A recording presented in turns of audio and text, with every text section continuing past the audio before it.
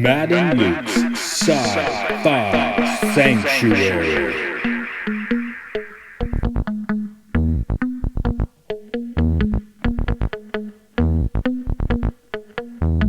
The year is 3013. The galaxy is scintillating in the mellow light. Two galactic pilgrims seek out vistas in the samurai future to bring forth the unity of the cosmic shaman. Opening the door of the pantheon of mystics, the evil sorcerer wizard powers the engine of science, seeking to forever alter the sacred balance, traveling on effervescent balls of summer fire. This week, Batman Begins.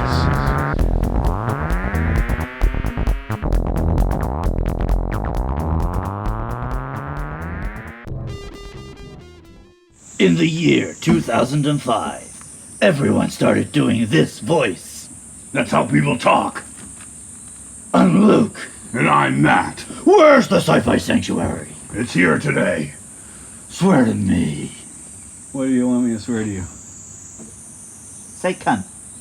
Cunt. I swear at you. It's different. It's different. I don't even know exactly. This might be the start of Nolan month. It may not be. I don't really know. I think this is the chronologically first of the ones we're doing. Yeah. So, maybe it should be. We'll see. People think Nolan, the first thing they think is his Batmans, I presume. Yeah. Some Inception, Interstellar, right at the heels. Oh yeah, he's got enough cachet that his non-Batman stuff is still huge. But Nolan's Batman is, it's definitely a sort of catchphrase, a shorthand. Yeah, well, here's something crazy I figured out as we were walking up here. Next year, this film will be as old as the first Burton Batman was when it came out. Yeah, and how many Batman films have we gotten? Well, just three proper. What is a proper Batman film anymore? I don't know. Yeah, we had these three Nolan ones, and then we had Batman v Superman and Justice League. Yes. And we got the Batman coming soon. Right. He's in Suicide Squad a bit. Do we animate him as much these days? The 90s definitely had a lot of animated Batman. Yeah, there was a really popular one a few years back called The Batman. Right, okay. So, I'm just trying to work out, has there been more Batman in our life since 2005 or before 2005? I think even, because superhero stuff comes and goes, there's always Batman stuff. Yeah. I don't think Batman's gone anywhere since the 60s. Well, the flavor's quite changed. This being, I guess, the first real, gritty reboot. Well, people thought of the Tim Burton one as a gritty reboot. But now you watch that and it's pretty fantastical and whimsical and strange. Check out that caterpillar. Oh, wow, see, I was looking at the one over there. And this one's even closer and even bigger. There's a just massive... What a big fluffy boy. Yeah, it looks like the one from the Disney, not the Pixar movie. Yeah, straight up looks like a Caterpie from Pokemon. Okay, there we go. Wow. So, but... He's going to turn into a huge-ass butterfly. Yeah, we're thinking more about bats today, though, so... I bet there's some bats nearby. I mean... Yeah, but they'll be asleep, right? Yeah. Anyway, considering bats are meant to be sleeping in the day, I never find them. There's a bigger one on that tree. Oh, look, he's looking at us. Hello, buddy. This is the Caterpillar Podcast. Okay, anyway, yes, first gritty reboot. Where were we? Yeah. Is this the first? I don't know if it's the first, but this is it popularized the concept, right? Yeah. I would have seen this just shortly after coming back from my first stint in Japan. I think I went to see it with my dad because I hadn't touched base with friends yet, for the most part. But we liked it. We came out of this one really liking it, and then a few years later we came out of The Dark Knight actually not liking it at the time. Oh, interesting. Well, it's like an epic crime film, right? And we were looking for the next superhero beat 'em up that followed this. Right. Yeah, this one and Rises feel much more traditional superhero films. It's just The Dark Knight that feels like a different thing. Yeah, once I got it on Blu-ray, I could watch it like a TV show. I loved it, and I could probably watch it. I could get through most of the movie hanging out with someone, sure, which is saying something for me. Yeah, Matt does not sit down and watch a movie through its entire runtime. So that was just a knee-jerk, but also because of our reaction, we like this one so much, and The Dark Knight is a different flavor. So. Yeah, I went to this one knowing nothing about it. So I think I mentioned before, when it came out, it just I assumed it was just a prequel to the other ones. Yeah, it was just like another Batman movie's coming out. Yeah. Because this is the first big one after Batman and Robin, of course, so. But I guess this was before either of us were in, like, the online nerd space, right? Yeah, I was in a bit of it. Because, obviously, Batman and Robin everyone hated, and this was like, no, they're going back, they're fixing it, doing a real Batman. Well, I guess I hadn't been in America for the previous year, which meant more at that time. Yeah. So... So then, yeah, this came out, I watched it, and I was like, wow, this is so good. It's, like, making you believe. Yeah. Well, like, you understand that this person would actually make this decision to dress up like a bat and fight crime. And, like, all of his gadgets are, like, reasonably explained and stuff. Yes. Definitely the first time anyone bothered to tell you anything about the Batmobile that made sense. Yeah. So, like, in terms of effects, and for the most part sound effects, we talked about Transformers 2 years later, wrote the rulebook. Mm-hmm. But this film set the tone for, like, the superhero blockbuster. Well, the tone was brown at that point in time. But also, like, CPI. serious. Yeah. And, like, I think you put it best, you're pretending that you have something to say, is what blockbusters had to do after this. Yes. Because it's only 3 years after this film, well, same year as Dark Knight, you have Iron Man. Mm-hmm. And that's all, like, it's set in Iraq, it's got the military angle, But they start to put a little bit of the wacky back in. They put some wacky back in, but they ground the character. Yes. And I think that's what this film brought to it. We just talked about Transformers in great detail. Did Transformers do that? Because Witwicky's definitely Mr. Wacky. No, Transformers didn't try and do that at all. Yeah, okay. But Transformers is always a bit separate to the superhero stuff, It is right? giant robots, yes. And I guess it, maybe not for Sam, but for the Autobots and the Decepticons, it makes their war very real. Because the cartoon, they're ostensibly at war, but no one ever dies. Megatron just says Decepticons retreat at the end of every episode. And they kill them in the film because they got new toys to sell. But, Yeah, down in the movies. But in the movies, yeah, they get sliced up and diced up and murdered all the time. Right. But the comics, I think, had already been doing that. Yes. I guess we'll keep getting into actors, so I'm going to tell the tale, unless you got another spit take to spit on for your initial... Now do it. You could do better than that. Do it. A little better. Do it. Okay.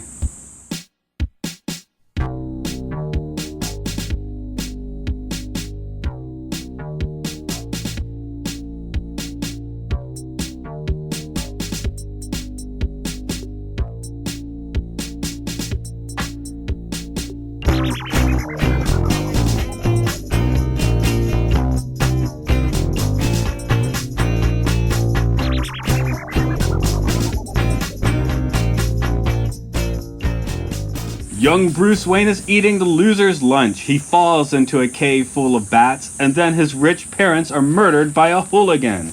As he grows into a collegiate age, Bruce makes a play to justify the situation by assassinating his parents' killer, but is cut to the chase by someone else. Instead, he confronts Gotham City crime boss Carmine Falcone, but ends up bitching out of Gotham, instead finding his way into Turkish Midnight Express prisons and the open ninja arms of the League of Shadows. But in the final initiation with the League, something that Bruce cannot understand is how one can just kill a man. To be honest, he is probably responsible for multiple League members' deaths, as he instead burns down their temple. But he at least saves his mentor and League leader, Ra's al Ghul. Bruce returns to Gotham to fight for right on his own, becoming the Batman whose vigilante moves quickly takes down Falcone's mob's empire. But on the horizon is Dr. Jonathan Crane, the Scarecrow, whose violent psychotropic drugs are being positioned to rip Gotham apart from the inside in the name of the League of Shadows. Fortunately, with the help of Bruce's childhood sweetie and now DA Rachel Dawes, and up-and-coming good cop, Jim Gordon, Bruce as Batman punches all the faces that need to be punched.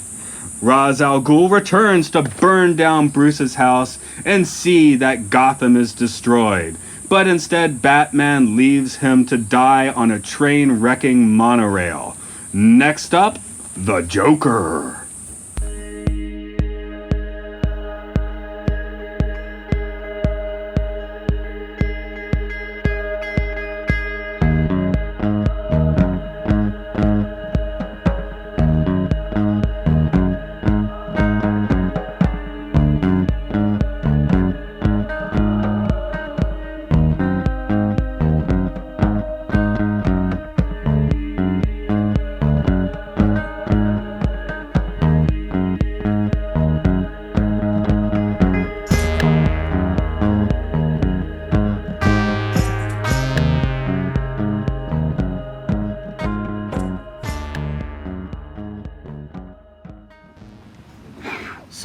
Christian Bale is my Batman. I think he's most people's Batman, unless he's Adam West. If you want to go with Adam West, I'd be down with that. Okay. Well, no, but you're a little older. Would you not say like Michael Keaton is yours? I love Michael Keaton. I like him in that movie, but he never really made a particularly good Batman. Okay. I mean, obviously there's like Kevin Conroy. Yeah. Oh, yeah. Well, that's the voice, right? So, Yeah. I don't know what he looks like. This actually is where I think Christian Bale entered my radar. Okay. I never really. I guess I didn't see American Psycho. Yeah, I definitely didn't see that till after this. Yeah. I don't know what else he'd done before this. Of course, The Prestige was after this. So Yeah. I think that. Yeah. I think Prestige was between this and Dark Knight, right? Because Yes. then Inception was between Dark Knight and Rises. Yes. And this is where Michael Caine becomes the part of the guild here. Yeah. Actually, it's Christopher Nolan in general. I still haven't seen Memento. So the first one I saw was Insomnia, and didn't like it that much. Maybe that's one of the reasons that we were... Everyone forgets that one exists. Yeah, that was the first one I saw. Yeah. So maybe that's where we were coming in, oh god, it's the dude that did Insomnia, because I didn't like that one so much at the time. If I watched it now, I don't know, but when it came out, I wasn't that into it, so that's Right. the guy that did Insomnia, and then, we got blown away, so, by this movie. So people make fun of the voice thing, right? The Batman voice. Right? In this one, he only does it when he's intimidating people. Yeah. Because there are scenes where he's in the costume talking to like Rachel or Gordon, but he's talking in his normal voice almost. He's a little gruff. Like a little gruffer, but he's not doing the full on, where are the other drugs going? Where's the traitor? He's not doing that. Is it the best scene of this movie? Yeah. Yeah, okay. Well, so I think I mentioned this elsewhere, but just this past week I rewatched all the Rambos. And in the first Rambo, in First Blood, the way they make show off how cool Rambo is for a lot of that film you see it from his enemy's perspective, from the cop's perspective. And in this film, the best Batman scenes are when they're showing it from the criminal's perspective. And he's just like this shape in the shadows, zipping in and out, taking them out. Oh, I put in my notes, this is easily the best superhero introduction. I Yeah. can't think of a better one. For the actual in-costume reveal. No, yeah, because I'm thinking a lot of the Superman ones, because it's just, they're in trouble and then da-da-da-da, they're saved. I've always had a bit of a taste for that. But the only time they really do that is in the original, and it's now ruined by 70s cheese effects, right? Yeah. So, you've got me, who's got you? But, yeah, for me, I can't think of any Marvel movie that managed to top that one. No. I mean, Iron Man coming out of his cave is cool, but that is the clunky suit, too. Yeah. This is that one moment where Katie Holmes was going to be an A-list actor, I guess. Yeah, what happened? Did Tom Cruise just get jealous that... I was going to say, I was just going to say Tom Cruise got jealous that his wife was hanging out with Batman. Maybe something like that, But too. yeah, she got Scientologized, I guess. Yeah. That's right, I really like Maggie Gyllenhaal, so I'm not bothered. Yeah, that's what I'll say. It makes me think of the Wayne's World 2 scene again, where, can we get a better actor? I know it's a small part, but can we get a better actor? And they push in Charlton Heston. But not that I really want to put Maggie Gyllenhaal and Charlton Heston in the same box. Well, yeah, for her sake. For her sake, exactly. This is... Liam Neeson actually makes a much better Sith than he does a Jedi. Yes. I mean, this is Sith, basically. Yeah, although... When we went back to Phantom Menace, Liam Neeson was the one thing that stood out. I was like, oh, actually, he's really good in this. Yeah, he was actually trying. Yeah. But it works better. He's trying here, and it works better. So. Well, and because he's believable as the heroic mentor, and then as the villain. Yes. With Ken Watanabe here as Red Herring. Yep. When I stumbled in my... I recorded my plot summary twice today because I'm an idiot. The reason I stopped the first time I stumbled, I was like... I just called Liam Neeson like Ra's al Ghul. Oh, I can't do that here. And this boy, I can, sure. I think he is the leader the whole time, right? He's a leader the whole time, yes. Yeah. He always gets someone to pretend to be Ra's for him. Right. I was like, oh, at that point in the movie, we're not supposed to know, so I shouldn't put it into the summary. But Right, it's like, oh, come on, it doesn't matter. Yeah. But that's where I totally tongue-tied myself the first time. I kind of figured that's what happened to you, but it was still really funny to listen to. Yeah. Oh well. It's. Well, I now know that Matt does have a sense of embarrassment because he quickly deleted that outtake. Well, also because I record music, so if I mess up the guitar, it's like boop boop. It's like reflex, Right. Like I messed Yeah. up, I just hit it and move on. So. Hit it and As quit soon it. as you said should have been an outtake, I shouldn't have hit it, but it was a reflex action. Okay, so. I'll let you off. Yeah.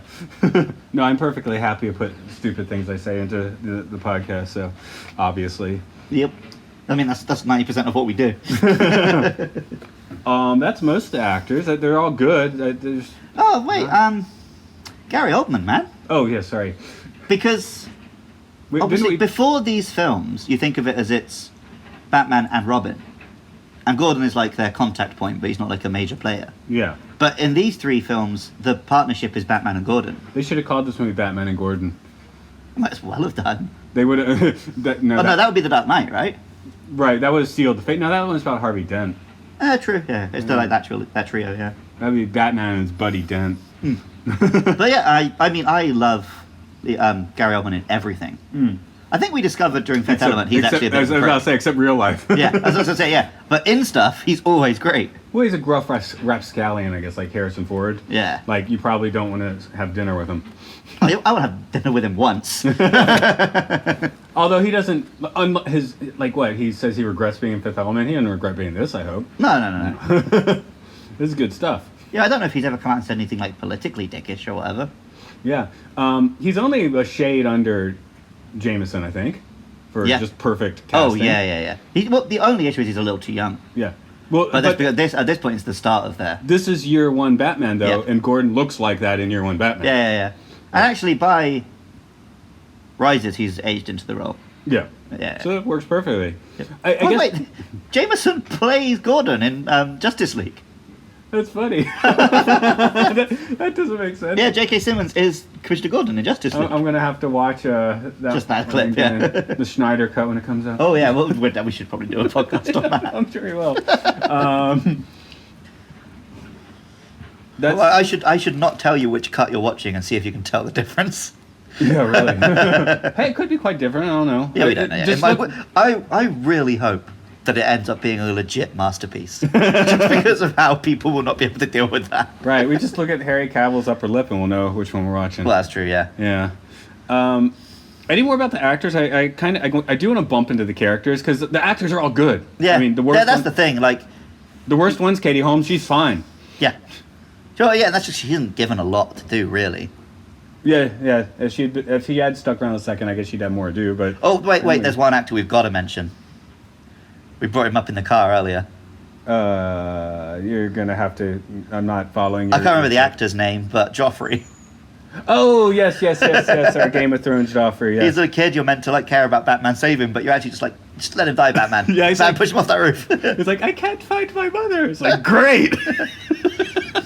That is retroactively horrible casting. Of course, they didn't know. I think he's because he's not bad as just like cute kid you're meant to save in this one. He's a little weird looking, but again, I think I thought he was a little weird looking when it came out too. So, he's definitely a memorable enough face that I can put together in my head. Oh wait, that was Joffrey. Because he's perfect as like this just insufferable little shit in Game of Thrones. It gives he's now the unintentional comic relief. Yep. Matt has not seen Game of Thrones, and one of our original plans when we wanted to start podcasting together was to do a podcast called Throna for Boner. No, wait, Boner for Throna. Yeah, I thought it was the other way around, yeah. It was a good idea, but committing to a It's a commitment, and Matt might end up not liking the show. Yeah, my attention span goes way too... See, in a sci-fi sanctuary, I have plenty of places for my attention span to go. Yeah. So, one show, you're in this little bubble. Yep. Again, I could probably do a Star Trek, but there's plenty of other ones, including people that come on our podcast, so...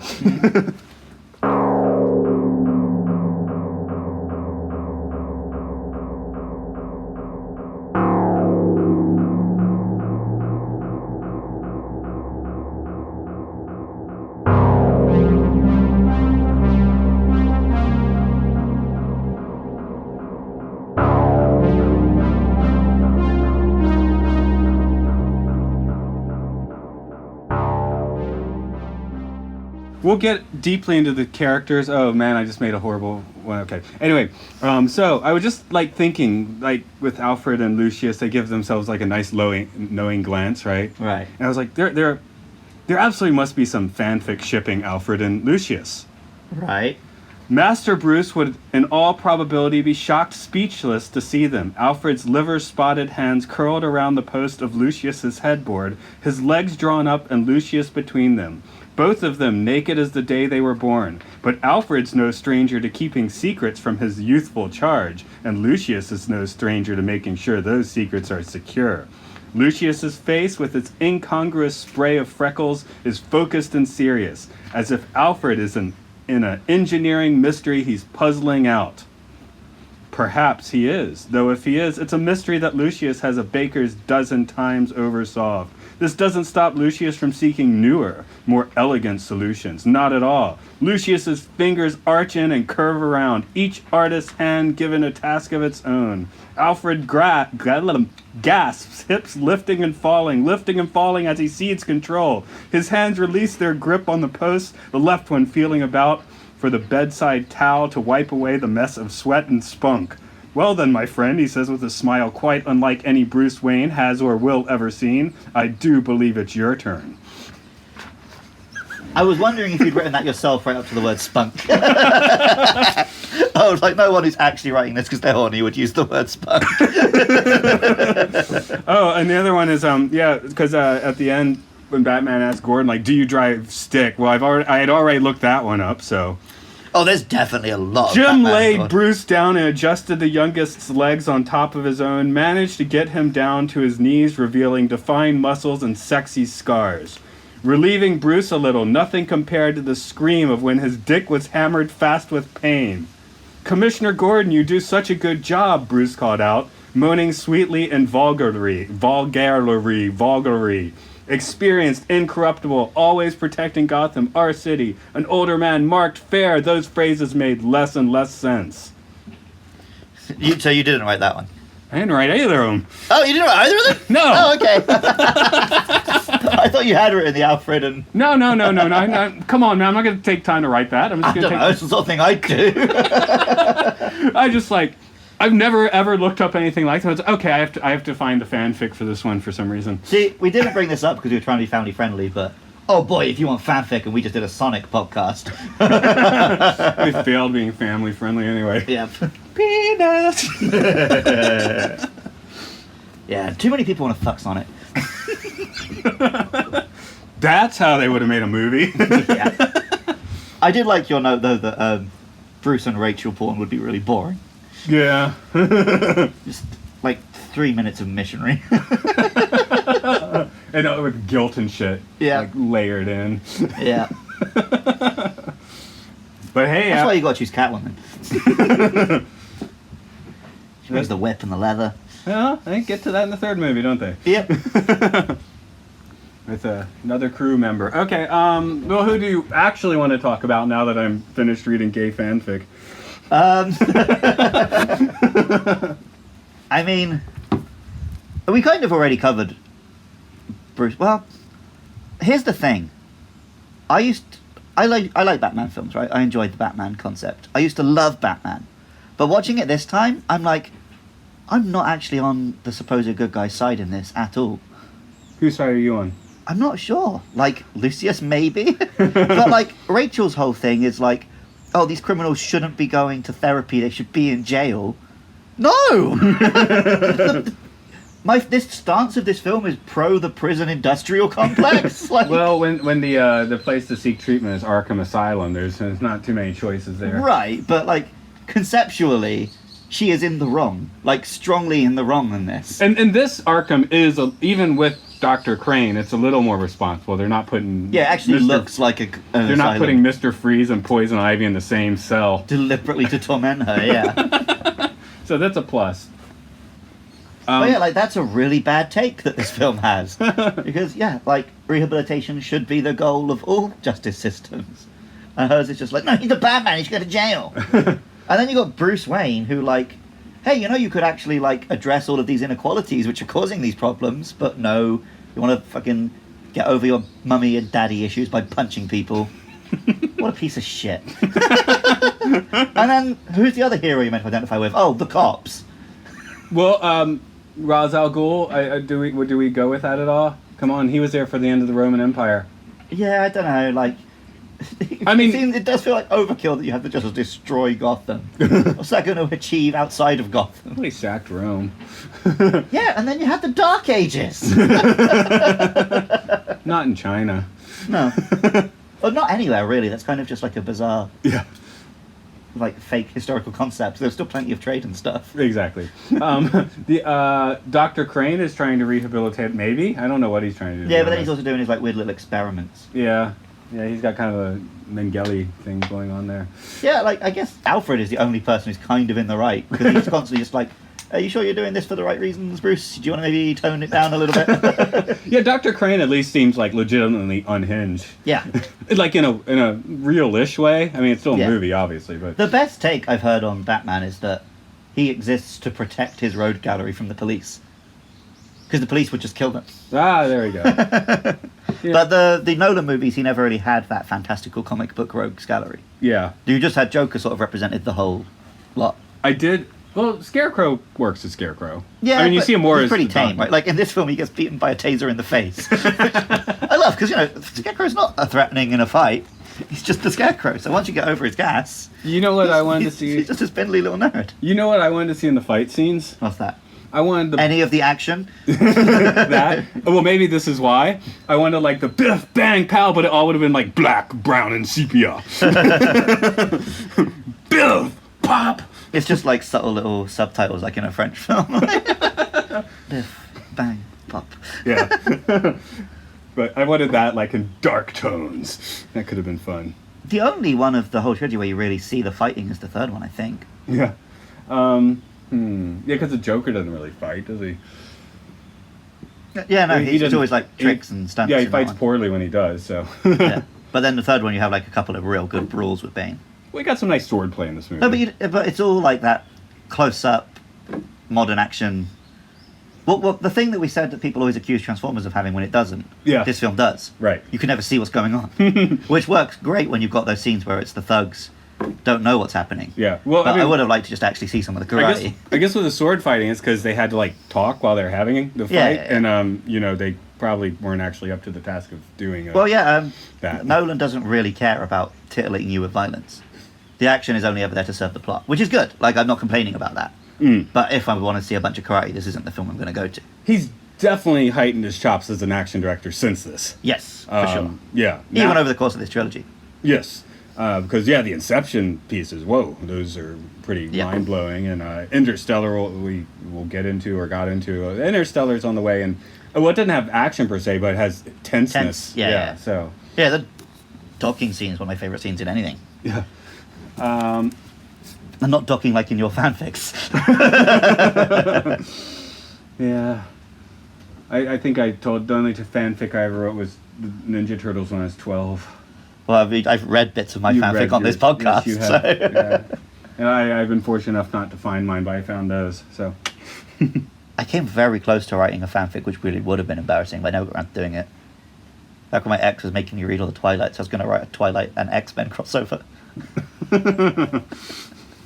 what was I seeing this morning? Was the thing was showing the perfect ending of Frozen had Elsa's parents walking her in with the back of Xavier's head. Yeah. So yeah, it made sense. Well, from what your friend was saying, that's basically what Frozen 2 is, right? She reached the rest of the X-Men. Yeah. Do they have a team at the end? I don't know. I still haven't watched Frozen 2. No, neither have I. Yeah.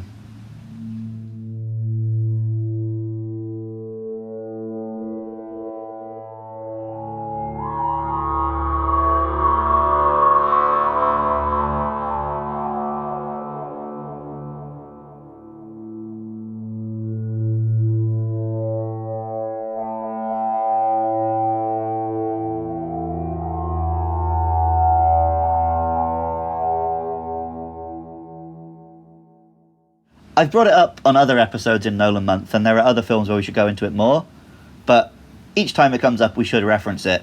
Like, I worry for any women in Christopher Nolan's life, because they all just get killed off. Yeah, Rachel Dawes seems to come off okay in this, but then But we you know have a it's- sequel, yes. But, like, what motivates Batman? Oh, his dead mother. And then later, dead girlfriend. What motivates the character in Inception? His dead wife. What motivates the character in Interstellar? His dead wife. What motivates the characters in Prestige? Their multiple dead wives. Memento, dead wife. Yeah. He just loves killing wives. And then you get to Dunkirk, you just don't even see a woman. I think there's a nurse somewhere in there. Yeah, I know, but it's such a small amount that it becomes like real obvious tokenism. As the woman. Screaming woman number 1. And there's not even a screaming woman 2 through 4. And she didn't get Yeah. the scream either. They cut the scream out. The design of this movie is pretty groundbreaking. A little too brown, which they fix later on, but Yeah. This is one of those trilogies where in my head each film has a colour. this one's brown. It's like Dark Knight brown, is blue, gray. and then like black and white for. Yeah. Which is deliberate. They even do that in like the posters and titles and stuff. That's quite deliberate, I think. Yeah, but this is definitely the brown one. Yeah. The Terminator trilogy as well. What's that? Terminator trilogy has that for me. Yeah. That's what's a blue, red. Well, 3 is red, Purple. 2 is blue. Actually, I don't know what I think the first 2 are both blue. Sorry, what movie is the third Terminator? Oh yeah, you're right. It's not Terminator 3. It's Dark Fate. Okay, just checking. Which I guess is like brown. Anyway, Matrix. Green. Green, blue, brown. No, blue, green, brown. I think of it all as green, but maybe that's because of the No, 'cause packaging. the first one has way more blue. Yeah. Second one has a load. Like second one really overdoes the green, Okay. and the third one has all the Zion stuff, which is brown. This movie's quite brown. This movie's very brown. And Apart from its actors. yes. You're Commissioner Loeb, I guess. You're Commissioner Loeb. And Morgan Freeman. Oh yeah. Yeah, actually, for Nolan films, this one's pretty good for it. Yeah. But yeah, I love the sort of military-industrial complex thing coming. This is the time when now it's obviously a major problem. This is the time when American police units were starting to receive military surplus. Right, and this film is what starts to show the superhero genre mirroring that, Yeah. because this is the one where the Batmobile is explicitly a tank. Yes. Up till then, it's basically been a sports car, right? Mm-hmm. And this one, it's a tank. And the whole talk about, right now, like, we get automatics, they get automatics. Although Yeah. now it seems the end result is now we militarize the police and no one else gets anything. Yeah, right. Which... Well, it's to the point that it's now like gun ownership is becoming a leftist standpoint. It's like we can't have just the police having guns. Oh, yeah, your country's real messed up, man. Good call on them not going back there for 10 years. I have. Like, that's the one thing that we've legit got of America, is just that no one has any guns in the UK. Yeah. I mean, Japan doesn't. Well, actually, you can go to the town office and rent a gun to shoot crows. In I think Japan. you can get one a lot easier here than you can in the UK. You can They rent just trust one. people not to be dicks with them. Yeah. Police here don't carry guns. I don't in the UK either, right? Nope. Yeah. Yeah, you just have a gun team, which you called in if you need it. I've seen a couple more guns on cops in Japan the past few years. But I've that's- seen them in like Osaka and Tokyo. Yeah, that's way behind the militarization in the States, though. Yes. I mean, Batman in this movie is almost like the modern riot squad guy. Yeah, very much so. I mean, is that art imitating life or life imitating art? All or what? black, the Teflon armor. I mean, Covering your identity so you can't get accused of the stuff you're doing. and they all think they're Batman. Oh! What are you doing, Mr. Caterpillar? Is he dead? He just jumped off the roof! He climbed all the way up. Our other one's up here. Oh. And I was just flopped down! Did he just die? What the fuck? Okay, we just watched a large caterpillar commit suicide. Oh, he's okay. Oh, he's wiggling. Okay, I'm actually glad. What are you doing, buddy? He's like, nah, don't like it up here. Well, I guess he's moving, so Is this like bat caterpillar? good for him. I don't know how he's doing. Okay, anyway, that's the caterpillar report. Wow. He seems to be. He looks a little dazed and confused. The other one did the whole time. Yeah. Okay. Where were we? Military. All police are Batman, but not. But Apart they- from the morality. except for the morality part. So, I saw this point recently, and it's because I love superhero stuff, but all superhero stuff can only exist by pretending there is a lot more crime than there actually is. That's how the news exists too. Yeah, but like Spider-Man swinging around New York, he might bump into a crime once a month, but in like the comics, it's like he solves 5 crimes a night, right? Yeah. What I do like about the films, the Nolan films, is they lean into it's a targeted war on organized crime. It's not about a rich guy swinging around beating up poor people who've had to turn to the crime, right? He is kind of trying to go for a systemic issue. Yeah, he has a goal in mind. Dark Knight, of course, gets that. Well, it shows that he can only do so much in that role. Yes. But yeah.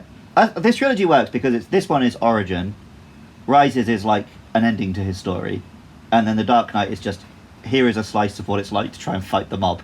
as a Batman. Yeah. And then Joker. And showing that the Batman in the end is not enough. Other people do need to take charge, right? Yeah. Well, like the law is what society needs to do something. The whole thing is until he becomes crazed Two-Face, Harvey Dent is actually supposed to be the point man on this, not Batman. Yeah, solving it in the courts. Right. And like not with violence, not with police violence, which is also not the solution. And the movies point that out more or less. Yeah. In the end. Yeah. So, but they did. But then when you get to Rises, and there's the whole thing where like you're going to cheer for all of the cops going to shut down Occupy, like. Apart from the fact that Bane was lying the whole time, he's kind of in the right in that film. Well, yeah, he was right till he's wrong, right? Yeah. He was right until he turned out he was bullshitting because he just wanted to bully Bruce. That's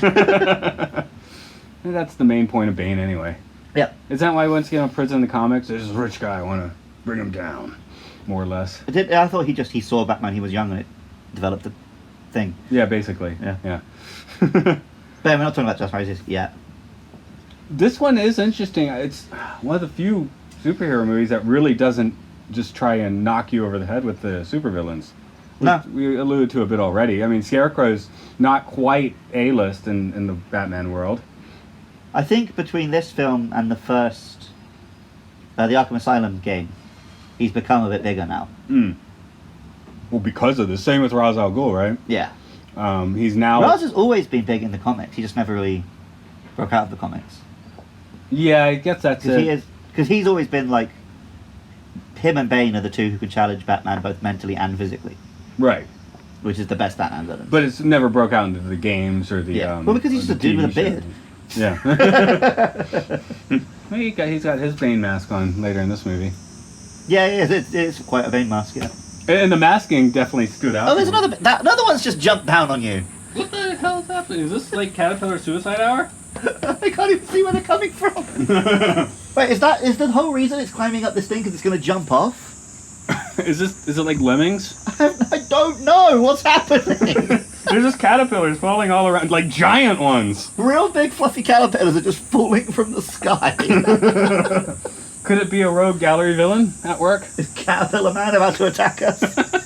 I hope he just turns up in like one of the big diggers. So yeah, so I'm just saying like the quality of villain in this movie is just a step up from Caterpillar Man. I mean, again, I've already said like I think Scarecrow's actually done quite well in this movie, but oh yeah. I guess he's done like Robin is in the third one, right? Where you never quite get Robin, but you get more Scarecrow because he throws his mask on. He does put his mask on a bit. Yeah. These films, again, especially in The Dark Knight, they're more about Batman versus just organized crime than like a supervillain thing. Of course, it has the Joker. But the whole point of the Joker in that film is that he's just like this wrench in the whole system. Having actually watched Inception first, too, Cillian Murphy's so much better here. Cillian Murphy's great. He's good in this. I mean, I was trying to give him some props in Inception. It's okay, but yeah, he didn't really have that much. Here, he's chewing a little more scenery. It's great. Well, because he was just trying to play like a pretty normal guy in Inception, right? Whereas here, he's just like, you could just go crazy. Yeah. I think Cillian Murphy is quite well regarded as an actor these days. He had that TV show and stuff. He is, but I think at this point in time... He was a nobody, right? No. This is where he'd done 28 Days Later, then he did this. I always forget he was in 28 Days Later. I think Inception was maybe his misstep, where he could have stepped into a more A-list role. Right. But yeah, I guess it ended up being Joseph Gordon-Levitt that happened to. Yeah. I wonder if that's what he was expecting from Inception. Yeah. Well, the first one I jumped seems fine. And the other one's climbing again. Yeah. Madness. Well, it's what's the line? Why do we fall down? So we can learn to pick ourselves up. Yeah. We learn from the caterpillars. Yeah.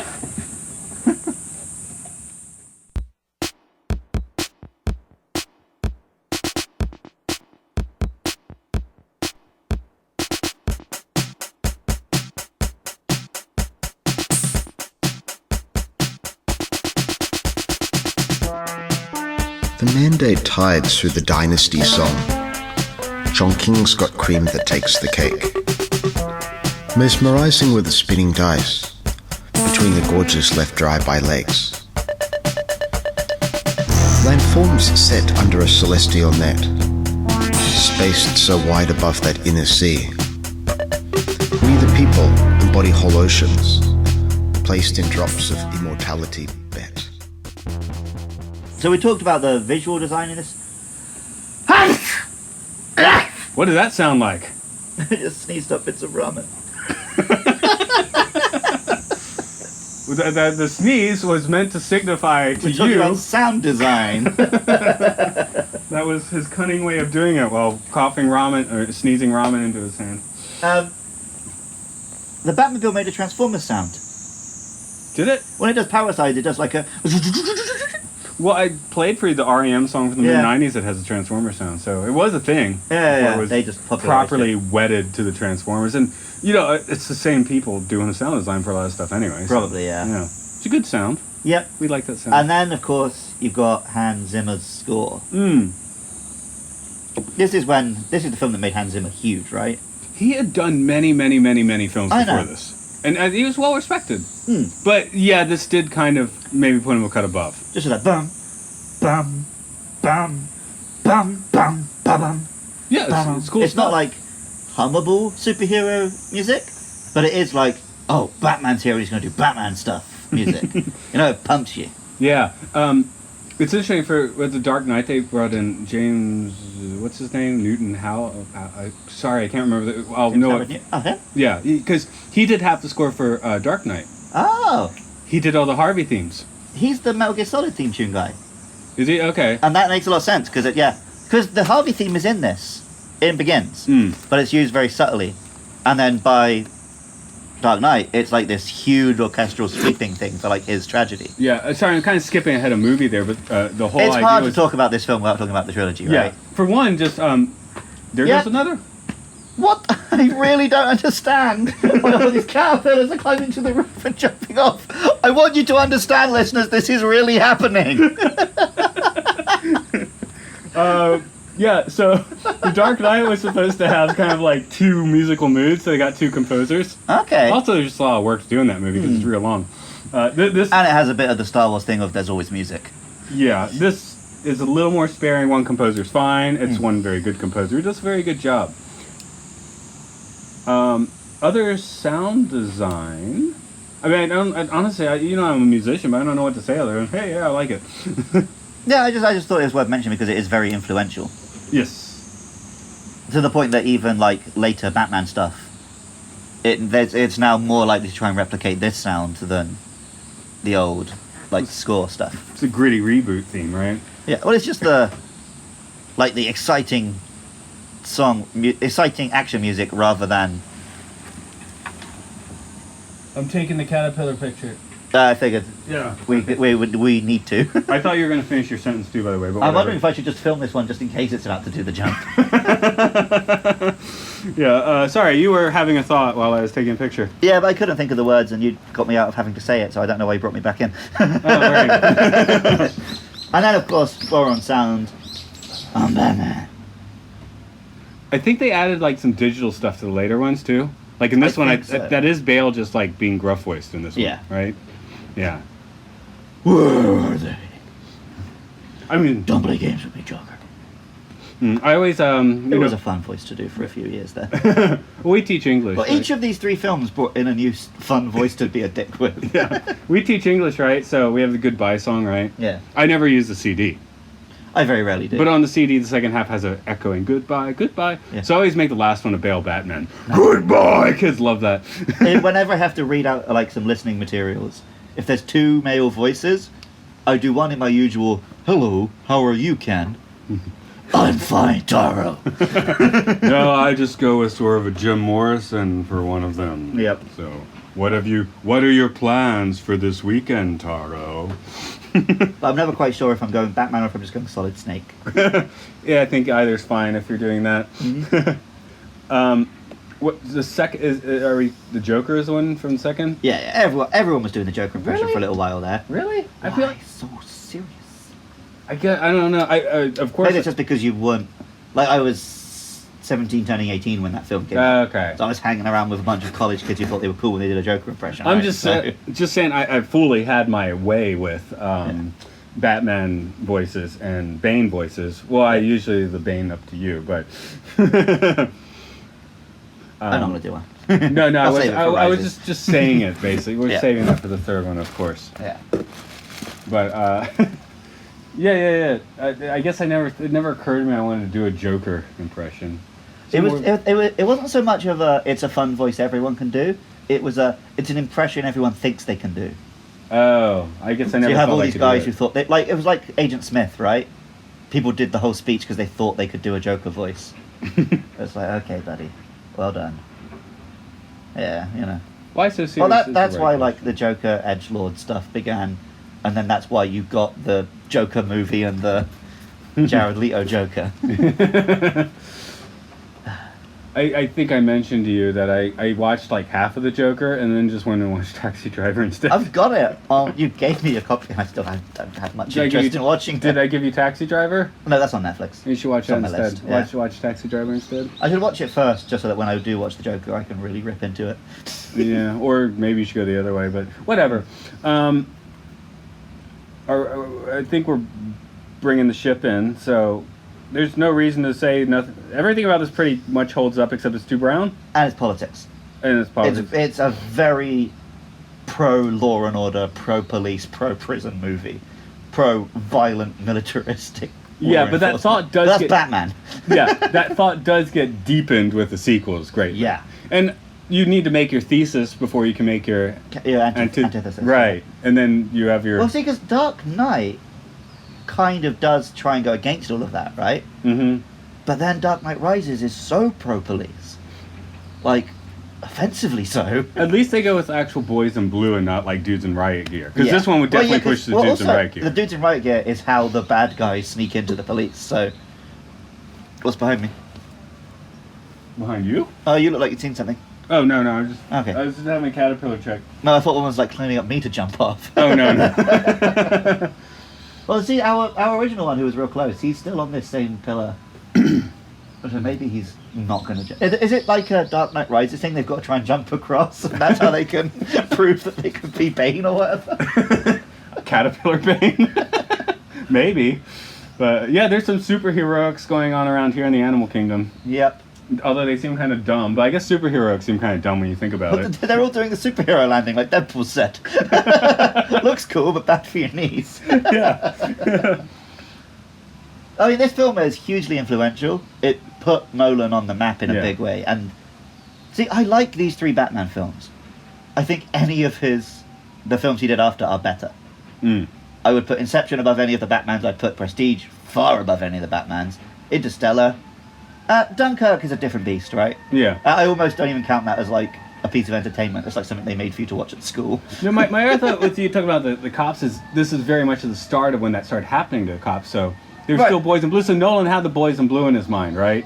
Right, but the police system has always been bad.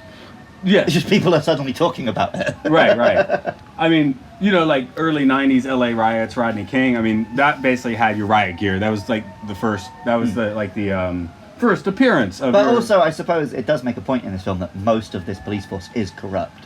Yeah. It's just Gordon who's good, and Gordon never does any of that stuff. Right. So yeah, I don't think this film is like abominable in its politics. It's just it's an awkward watch at this exact point in time. Yeah, it's just the politics have changed so much since this movie was made. I'm like, Yeah. how much can we pin down to the film? Right, and right, how right. much to? But we're asking how well it's aged, right? And it does just come from like, really the only superhero stuff that is going to that's going to come out of this unscathed is the X-Men. Because they all spent all their time fighting the police and the Yeah. government. I guess that's why they can make like a few crap movies to go along with the good ones. Yeah. Get away with that. Right. Because I love Spider-Man, but he does just go around tying up poor people for the police. But he's still held accountable by Jameson, Yeah, the real well, hero. that's why I actually like Jameson as a concept. Yeah. And because Spider-Man is a poor kid. Whereas Batman is a billionaire who could be doing much better things. Well, exactly. His superpower is money, and he's Yeah. using it to, punch people and buy, 10,000 masks in this case? Yeah. Talk about pissing your money away. Yep. But it is a superpower, so we have to live with that. Yeah. And he's not spending real money, it's just a movie. Although they did spend a fair amount Right, on but the if we're going to start saying it's just a movie, then why are we doing this podcast? I'm just trying to That was justify buying 10,000 masks for one dude. Right, yeah. That's what they were trying to do earlier this year, buy 10,000 masks for one dude. Yeah. Yeah. And then refuse to wear them on camera anyway. Yeah. But you know this movie. Yeah. Maybe you listen to this without even watching it again. In which case, the caterpillar stuff is really throwing you off. But whatever. Watch it again. Yeah, it's one of those times I kind of wish we were a video podcast because it sounds insane, but it happened. You said that the caterpillar looked like which Pokemon? Caterpie. Did you talk about Caterpie? Yeah, it was like episode 4. Oh, okay. So yeah, you can check out my Pokemon podcast. Find that on Twitter at LukeLovesPKMN. If you want to listen to the music you heard during this podcast, you can find Matt's music at rovingsagemedia.bandcamp.com. And if you're enjoying the podcast, then please get in touch with us. You can find us on Twitter at MLSFS47. We're also on Facebook, search Matt and Luke Sci-Fi Sanctuary.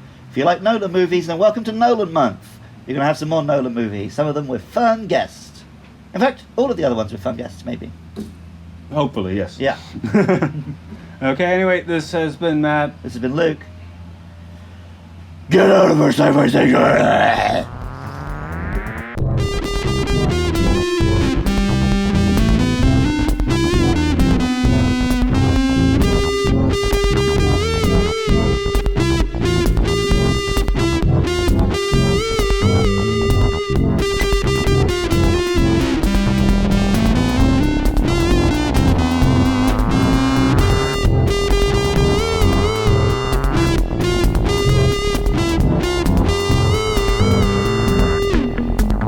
Next week, roll up for the Magical Mystery Tour.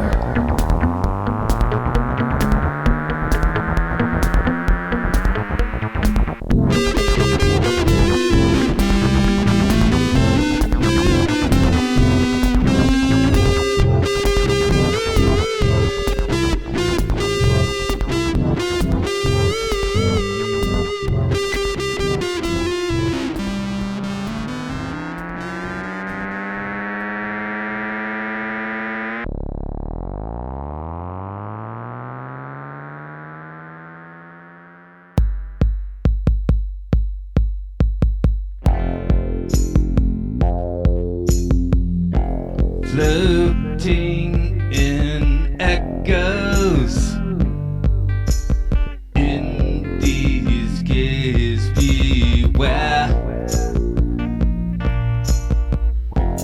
There'll never be no justice